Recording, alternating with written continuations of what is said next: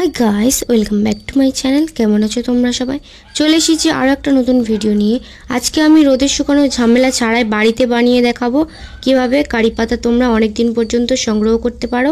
কারি পাতার তরকারির স্বাদটা কিন্তু দ্বিগুণ বাড়িয়ে দেয়, তাই আমরা কাঁচা কারি পাতা গাছ থেকে অনেক করে নিয়ে রাখি বা বাজার থেকে কিনে আনি, কিন্তু একদিন ব্যবহারের পর পরের দিন ব্যবহার করা যায় না, পাতাগুলো সব শুকনো হয়ে যায়। তাই আজকে আমি তোমাদেরকে কারি পাতা কীভাবে একবার বানিয়ে সারা বছর ব্যবহার করতে পারো সেটাই দেখাবো। প্রথমে আমি কারি পাতাটাকে ভালো করে পানি দিয়ে ওয়াশ করে নিয়েছি।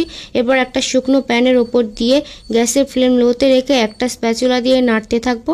বাজার থেকে যখন আমরা কিনে আনি তখন তারা ওয়াশ করে দেয় না, তাই খাবো যেহেতু আমরা, সেটা পরিষ্কার করার দায়িত্বও কিন্তু আমাদের। প্রতিটি জিনিস পরিষ্কার করে খেলে আমাদের শরীরের ভেতরে গিয়ে কিন্তু কোনো ক্ষতি করে না, তাই প্রতিটি জিনিস বাজার থেকে আনার পর পরিষ্কার করা, তারপর খাওয়া বা রান্না করা আমাদের পরিচ্ছন্নতা আরেকটা বৈশিষ্ট্য। এভাবে নাড়াচাড়া দিয়ে আমি কারি পাতাগুলোকে একদম শুকনো খটখটে করে নেব। এটা দেখানোর কারণ হচ্ছে বর্ষাকালে কিন্তু সবসময় বৃষ্টি হয়, তখন রোদের ছিটে ফোঁটাও দেখা যায় না। সেই সময় রোদ ওঠে না বলে কি তরকারিতে স্বাদ কমে যাবে নাকি? যখন রোদ উঠবে না তখন এভাবে প্যানে বা কড়াইতে শুকনো করে বিনা তেলে ভেজে নিতে হবে। এই একই প্রসেসে নিম পাতার পাউডার, এলাচের পাউডার, কারি পাতা পাউডার বানিয়ে নেওয়া যায়। আমার অনেক ভিডিওতে কিন্তু তরকারি এই কারি পাতা গুঁড়ো দিয়েছি, আবার অনেক কেকের পুডিংয়ের ভিডিওতে এলাচের গুঁড়ো দিয়েছি। এগুলো ভাজলে যে এর টেস্ট চলে যায়, সেন্ট চলে যায় তা কিন্তু না, এর টেস্ট এবং সেন্ট দুটোই থাকবে। এরকমভাবে অনেকটা বানিয়ে রাখলে কিন্তু প্রতিদিন বাজারে যাওয়ার ঝামেলা থাকে না, একবার বানিয়ে 1 বছর চালানো যায়।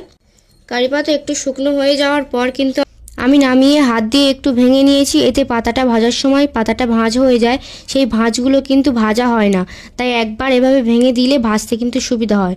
কখন বুঝবে যে পাতাটা ঠিকমতো ভাজা হয়েছে কিনা? যখন পাতাটা হাত দিয়ে মুঠো করে গুঁড়ো করে দেখবে পাতাটা একদম গুঁড়ো হয়ে যাচ্ছে, তখন বুঝতে হবে পাতাটা হয়ে গিয়েছে। এটা বেশি ভাজা যাবে না, তাহলে একদম পাতলা পাতাটা পুড়ে যাবে, তখন তরকারিতে এর গুঁড়োটা দিলে খেতে ভালো লাগবে না। আর একদম হাই হিটে ভাজা যাবে না, শুরু থেকে শেষ পর্যন্ত মিডিয়াম টু লো হিটে ভাজতে হবে। এইভাবে ভেজে আবার হাত দিয়ে গুঁড়ো করে নিলেই হয়ে যাবে।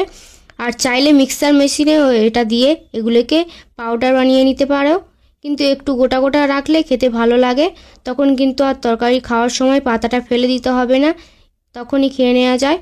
তো কেমন লাগলো তোমাদের এই ভিডিওটা ভালো লাগলে অবশ্যই কমেন্টে জানিও, আর বন্ধুদের সঙ্গে শেয়ার করতে কিন্তু একদম ভুলবে না।